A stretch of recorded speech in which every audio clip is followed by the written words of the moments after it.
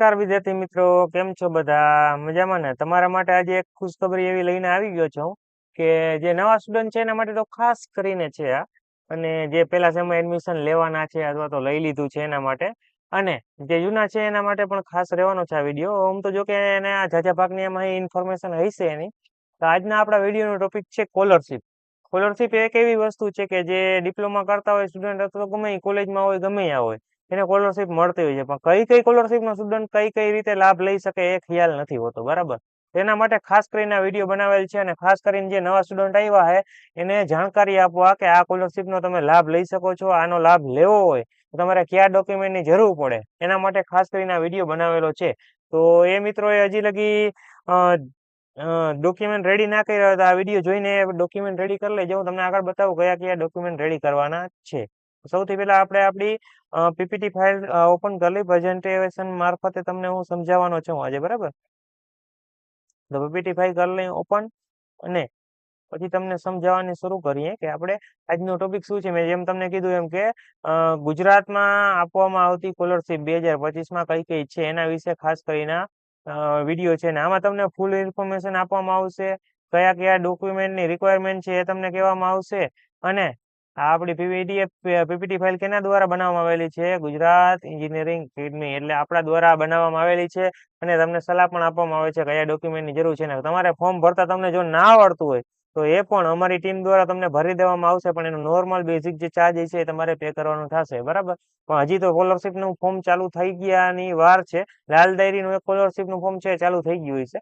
બાકી બીજા ફોર્મ છે એ ચાલુ થવાની હજી વાર છે. એ ચાલુ થશે ત્યારે અલગથી એક વિડીયો બનાવશું. શું સ્કોલરશિપનું ફોર્મ ભરશો એનું શું શું ચાર્જ રહેવાનું છે, કયા ડોક્યુમેન્ટ સ્કોલરશિપ માટે જરૂરી છે, એ જો કે આમાં પણ હું તમને સમજાવીશ, બરાબર? હવે આપણે આગળ વધીએ આપણી સ્લાઇડ નંબર 2 ઉપર. તો કે ઇન્ટ્રોડક્શન તમને આપી દઉં કે શું તમે ગુજરાતમાં રહો છો, બરાબર? તમે ગુજરાતમાં રહેતો તમારા માટે આ વિડીયો ઇમ્પોર્ટન્ટ છે.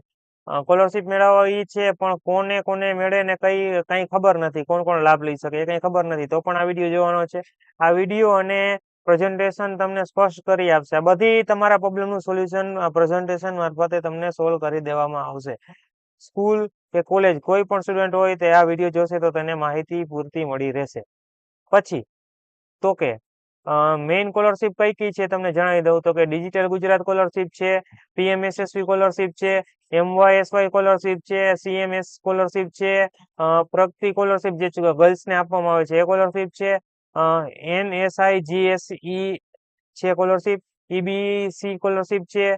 પછી ઘણી બધી આ બધી સ્કોલરશિપ છે એનો તમે લાભ લઈ શકો છો. ખાસ કરીને આ ઈ નિર્માણ કાર્ડની સ્કોલરશિપ છે એ ઘણા બધા સ્ટુડન્ટ ભરતા હોય છે. હમણાં નવું આવ્યું છે કે ઈ નિર્માણ કાર્ડ જે કડિયા કામ કરતા હોય, એના વાલી કડિયા કામ કરતા હોય એને આ કાર્ડ નીકળે છે, અને પછી તમે આ સ્કોલરશિપનો તમે લાભ લઈ શકો. આ કાર્ડ કોણ કોણ કાઢી શકે તો એ તમને પેલા તો જણાવી દઉં કે આ કાર્ડ રહ્યા હોય એ કન્સ્ટ્રક્શનના બાબતમાં કોઈ પણ જાતના કામમાં તમારા વાલી કામ કરતા હોય, જેમ કે કડિયા કામ છે, સુતાર કામ છે, સિવિલ કન્સ્ટ્રક્શન હોય, પછી વાયરિંગનું ઇલેક્ટ્રિકનું કામ હોય, છૂટક મજૂરી હોય, એવા ટોટલી મજૂરી બાબતના કામ અને કન્સ્ટ્રક્શન બાબતના કામ કરતા હોય એના વાલીને આ કાર્ડ નીકળી આપવામાં આવશે, કાઢી આપવામાં આવશે. કોણ કાઢી આપશે તો કે ઈ નિર્માણ કાર્ડની ઓફિશિયલ વેબસાઇટ છે એમાંથી તમે એપ્લાય કરી શકો છો, અથવા તો એની કચેરી હોય છે તમારા જિલ્લામાં, ત્યાંથી પણ તમે એપ્લાય કરી શકો છો. અને તમે ઓનલાઈન એપ્લાય કરવી તો પણ કરી શકો. એમાં હેલ્પ જોતી હોય તમે કરશી તો એનું ફોર્મ અમે ભરી આપવામાં થોડાક નથી રાખતા, કેમ કે એનું ફોર્મ થોડુંક બહુ ટફ છે. ફોર્મ તો ભરવું સહેલું છે, એ તો અમે ભરી દેશું, પણ એની આખેની આગળની પ્રોસેસ છે ને એ ટફ છે. કેમ કે હું તમને રિકમેન્ડ કરીશ કે ઓનલાઈન તમે જાતે ફોર્મ ના ભરતા, એની જે ઓફિસ છે ને ત્યાંથી કરાવશો ને તો તમારો તઈ ને તઈ તમારો કલાકની અંદર આખો કાર્ડ બનીને આવી જશે. પણ તમે જો ઓનલાઈન ફોર્મ ભરશો અથવા તો અમારી પાસે ફોર્મ ભરશો, મને કઈ વાંધો નથી, તમે અમારી પાસે ફોર્મ ભરશો એનું જે ચાર્જ છે એ તો હું લેવાનો જ છું. પણ ફોર્મ ભરશો તો શું નુકસાન થશે કે ફોર્મ ભર્યા પછી ઘણા ટાઈમ પછી તમારો કાર્ડ આવશે. 3 મહિનામાં આવે, 4 મહિને આવે, કઈ આવે એનું કઈ નક્કી નથી, એની કઈ અમે જવાબદારી લેતા નથી. ભરી તો દેશી. એટલે જ હું તમને ના પાડું છું કે અમારી પાસે અથવા તો ઓનલાઈન ક્યાંય તમારી રીતે ના ભરતા. એની ઓફિશિયલ વેબસાઇટ છે અથવા તો ઓફિશિયલ એની ઓફિસ છે, જામનગર જિલ્લો હોય તમારો અથવા તો કોઈ પણ જિલ્લો હોય, ત્યાંથી તમે એનું કઢાવશો તો મને કાર્ડ કલાકની અંદર કાઢી આપવામાં આવશે, બરાબર? તો આ તો ઈ નિર્માણ કાર્ડ વિશેની બાબત. એમાં સ્કોલરશિપ તમને કેટલી મળે તો જણાવી દો. 25,000 ની માથે સ્કોલરશિપ મળે છે. તમે જે કોર્સ કરતો હોય એ રીતે. ડિપ્લોમા કરતો હોય તો 25,000 મળે છે. પછી આપણે આગળની સ્લાઇડ ઉપર વધીએ. તો કે સન્માન પોર્ટલ ઈ નિર્માણ કાર્ડ મેં જેમ તમને બેઝિક માહિતી આપી એમાં ડોક્યુમેન્ટ શું જોઈએ તમને જણાવી દો. ઈ નિર્માણ કાર્ડ જોશે, સ્ટુડન્ટ આઈડી જોશે, બોનોફાઇડ જોશે અને બેંકની પાસબુક તો હોવી જરૂરી છે. સ્ટુડન્ટનું ખાતું હોવું જોઈએ, પોતાનું ખાતું, પર્સનલ ખાતું હોવું જોઈએ. બરાબર, અહીંયા પણ બેંકની પાસબુક લખેલ છે એ ખાતું સ્ટુડન્ટનું પોતાનું હોવું જોઈએ. એમાં આધાર કાર્ડ નંબર લિંક હોવા જોઈએ અને એમાં મોબાઈલ નંબર પણ લિંક રાખજો જેથી તમને SMS મારફતે માહિતી મળતી રહે. બરાબર, આટલી વસ્તુ કહેવાની હતી. પછી આગળ આપણે બીજી સ્કોલરશીપ ઉપર વધીએ કેમ કે આની તો મેં પહેલા સમજાવી દીધી. પછી છે ડિજિટલ ગુજરાત સ્કોલરશીપ. એ કોણ ભરી શકે? SC સ્ટુડન્ટ હોય, ST સ્ટુડન્ટ હોય કે OBC સ્ટુડન્ટ હોય અને EWS ના સ્ટુડન્ટ હોય એ બધા જ જાતિમાં આવતા હોય સ્ટુડન્ટ આ ભરી શકે છે. એમાં કયા ડોક્યુમેન્ટની રિક્વાયરમેન્ટ છે? ઇન્કમ સર્ટિફિકેટ છે, કાસ્ટ સર્ટિફિકેટ છે, આધાર કાર્ડ છે, લાસ્ટ યર નું માર્કશીટ જોશે, ફીની રિસિપ્ટ જોશે, તમે લાસ્ટ યરમાં જે ભરી હોય બોનોફાઇડ જોશે અને બેંકની ડિટેલ મેં જેમ તમને કીધી એમ બેંક માં આધાર કાર્ડ નંબર લિંક હોવો ફરજિયાત છે.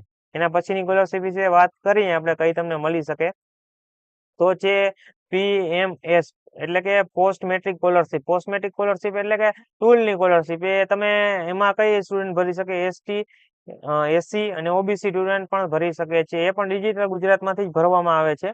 એમાં જાતિનો દાખલો જોશે, આવકનો દાખલો જોશે એટલે કે કાસ્ટ સર્ટિફિકેટ, ઇન્કમ સર્ટિફિકેટ, 10માની માર્કશીટ અને જૂના યરની માર્કશીટ જેમ હું લખેલ હતું એમ. અને હોસ્ટેલમાં રહેતા હોય એની ફીની રિસિપ્ટ જોશે.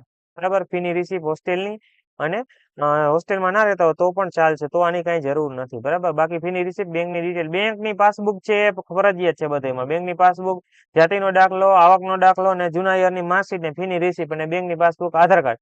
આટલી વસ્તુ બધી સ્કોલરશીપ કોઈ પણ ભરો એમાં કોમન રહેવાની છે. પછી એના પછી આગળ વધી કઈ સ્કોલરશીપ છે? MYSY ની સ્કોલરશીપ. તો આ કોણ ભરી શકે? આ સ્કોલરશીપ એવા સ્ટુડન્ટ ભરી શકે જેને 10માની અંદર 80 PR ની ઉપર આવેલા હોય, 10મા અથવા તો 12માની અંદર. બરાબર, અને એની આવક છે 6 લાખ થી નીચે હોય એ સ્ટુડન્ટ આ ભરી શકે છે. 10મા અને 12માની માર્કશીટ જોશે. એમાં 10મા 12મા જે હોય એની માર્કશીટ જોશે, એડમિશન લેટર જોશે, ઇન્કમ સર્ટિફિકેટ જોશે, ઇન્કમ નું પ્રૂફ એટલે કે આવકનો દાખલો જોશે. પછી કાસ્ટ સર્ટિફિકેટ જો તમને લાગુ પડતું હોય તો, બેંકની પાસબુક અને બોનોફાઇડ. આટલી વસ્તુ જરૂરી છે. બરાબર, બેંકની પાસબુક તો બધેમાં જરૂરી જ હતી, બોનોફાઇડ એ બધેમાં જરૂર હતી. કાસ્ટ અને ઇન્કમ આ બધી વસ્તુ અમુક ડોક્યુમેન્ટ કોમન જ છે એટલે હું જાજુ સમજાવતો નથી હવે કેમ કે ઘણી વાર સમજાવી દીધું. પછીની સ્કોલરશીપ છે પ્રગતિ સ્કોલરશીપ, જે ગર્લ્સ ને આપવામાં આવે છે. અહીંયા લખેલ છે ફોર ગર્લ્સ. ગર્લ્સ માટે જાજા ભાગે આ આપવામાં આવે છે, બોયસ ને બહુ આપવામાં આવતી નથી. તો એમાં શું લખેલ છે? ડિસેબિલિટી હોય એને આપવામાં આવે છે, ગર્લ્સ ને આપવામાં આવે છે. એનું પ્રૂફ જોઈએ છે. બરાબર, તમારે એનું પ્રૂફ પણ આપવું જોશે. પછી ઇન્કમ સર્ટિફિકેટ, એડમિશન લેટર, બેંકની પાસબુક, એ બધી વસ્તુ ડોક્યુમેન્ટ આમાં કોમન છે. અમુક આમાં રહી ગયા છે, નીચે આવ્યા નથી.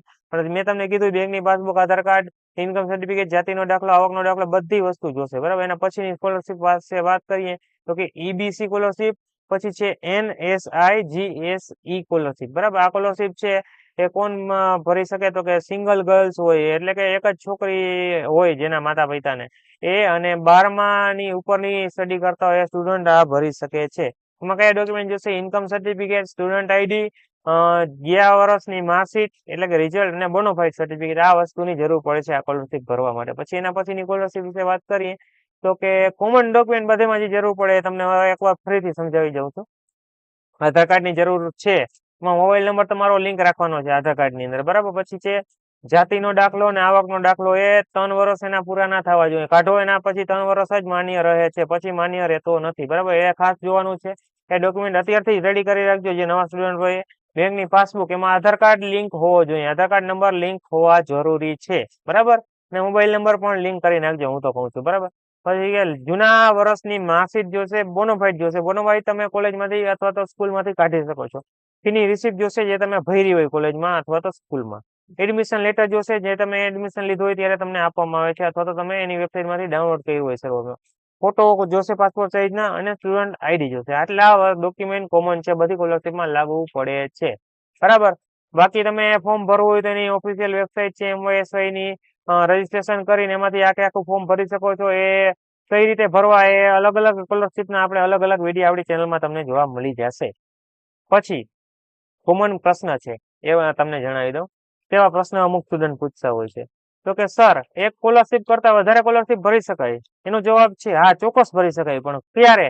કે તમે જયારે ભણતા હોય એની સ્કોલરશીપ લીધી હોય. બરાબર, જેમ કે તમે સ્ટુડન્ટની બુકની સ્કોલરશીપ લીધી, બુક્સ માટેની સ્કોલરશીપ લીધી તો તમે એ સ્કોલરશીપ પાછી લઈ શકતા નથી. પણ તમે ભણવાનો ખર્ચની સ્કોલરશીપ લીધી એ પણ એકવાર લીધી પાછી નહીં લઈ શકતા. પણ તમે ડિજિટલ ગુજરાતમાંથી તમારી ટૂલની સ્કોલરશીપ છે એ ભરી શકો છો. ટૂલ કીટ આવે એની સ્કોલરશીપની તમે ભરી શકો છો અને તમે ઈ-નિર્માણ કાર્ડમાં સ્કોલરશીપ લીધી છે અને ડિજિટલ ગુજરાતમાં તમારે ટૂલની સ્કોલરશીપનું ફોર્મ ભરવું છે પણ એ ભરી શકો છો. એનો જવાબ હા છે, પણ એ ઝાઝાભાગે કોઈ કોલેજના સર છે એ માન્ય ગણતા નથી. એટલે કે મારો ખ્યાલ છે કે તમે એક કરતા વધારે સ્કોલરશીપ ભરી શકતા નથી. ઇન્કમ સર્ટિફિકેટ ક્યાંથી મેળવી શકાય? તો તાલુકાની ઓફિસ છે ત્યાંથી તમે લઈ શકો છો. ઇન્કમ સર્ટિફિકેટ છે, જાતિનો દાખલો છે અને નોન ક્રિમિનલ છે, બધું ત્યાંથી લઈ શકો છો. પણ ઇન્કમ સર્ટિફિકેટ હવે તાલુકા ઓફિસની જગ્યાએ તમારા ગામમાંથી પણ કાઢી દેવામાં આવે છે, જે તમે ગામડામાં રહેતા હો તો. અને નજીકની પંચાયત તમારી જે જિલ્લા અધિકારી છે ત્યાંથી પણ તમે કાઢી શકો છો. પછી હવે તમારે કોન્ટેક્ટ કરવો હોય, હેલ્પ જોતી હોય કોઈ પણ બાબતની, તો તમે અમારો પણ કોન્ટેક્ટ કરી શકો છો. નો ઓપ્શન, તમે અમારો કોન્ટેક્ટ કરી શકો છો, તમને પૂરી હેલ્પ કરવામાં આવે છે. બાકી તમે એની ઓફિશિયલ વેબસાઇટ છે ત્યાંથી પણ તમે એના નંબર કાઢીને એમાંથી પણ તમે કોન્ટેક્ટ કરી શકો છો. બાકી અમારા વિડીયો તમને ગમ્યો હોય તો લાઈક કરો, શેર કરો, સબસ્ક્રાઈબ કરો અને આવા નવા વિડીયો જોવા માટે અમારી ચેનલને સબસ્ક્રાઈબ કરો, જેથી તમને અમારા વિડીયોનું બેલ આઇકન દબાવો, જેથી તમને અમારા વિડીયોનું નોટિફિકેશન સૌથી પહેલા મળે. બાકી તમને આ વિડીયોમાં અથવા તો કોઈ સ્કોલરશીપમાં કાંઈ પણ જાતનો પ્રશ્ન હોય, કયા ડોક્યુમેન્ટ ક્યાંથી કાઢવા, કાંઈ પણ જાતનો પ્રશ્ન હોય, કાંઈ સમજાતું ના હોય, તો તમને જીટીના ગ્રુપની અથવા તો જીટીના ચેનલની લિંક ડિસ્ક્રિપ્શનમાં આપી દઈશ. તમે ત્યાંથી તમારું ગ્રુપ જોઈન કરી લેજો. તમારું ઓફિશિયલ ગ્રુપ છે એ જોઈન કરી શકો છો અને એને ગ્રુપ એડમિટ છે એને મેસેજ કરીને કહેજો, સર મારે આ પ્રોબ્લેમ છે, આ પ્રોબ્લેમ છે. તમારી પૂરેપૂરી હેલ્પ કરવામાં આવશે. તમારા બધા પ્રોબ્લેમનું સોલ્યુશન કરવામાં આવે. અને બાકી તમને એમાં કઈ જવાબ ના મળે તો ટેલિગ્રામ, ઇન્સ્ટાગ્રામમાં પણ તમે કોન્ટેક્ટ કરી શકો છો. બરાબર. બાકી તમારે કઈ પણ જાતનો પ્રશ્ન હોય તો તમારે સૌથી પહેલા શું કરવાનું છે કે યુટ્યુબ નું કોમેન્ટ બોક્સ છે એમાં તમારે પ્રશ્ન પૂછવાનો છે. એનો જવાબ તમને સૌથી પહેલા એમાં આપવામાં આવશે. પછી જો કોન્ટેક્ટ ના મળે તો તમને જો કઈ વધારે લાંબો પ્રશ્ન હશે તો તમને અમારા વોટ્સઅપમાં કોન્ટેક્ટ કરવાનું કહેવામાં આવશે. બરાબર. બાકી ટેલિગ્રામ, ઇન્સ્ટાગ્રામમાં પણ તમને જલ્દી હેલ્પ જોતી હોય તો એમાં મેસેજ કરી શકો છો. બસ આપણો વિડીયો અહીંયા જ રાખીએ. Thank you for watching. Gujarati academy channel આવા નવા વિડીયો જોવા માટે અમારી ચેનલ સબસ્ક્રાઇબ કરો અને બેલ આઇકન જરૂરથી દબાવો, જેથી અમારા વિડીયો નોટિફિકેશન તમને સૌથી પહેલા મળી રહે.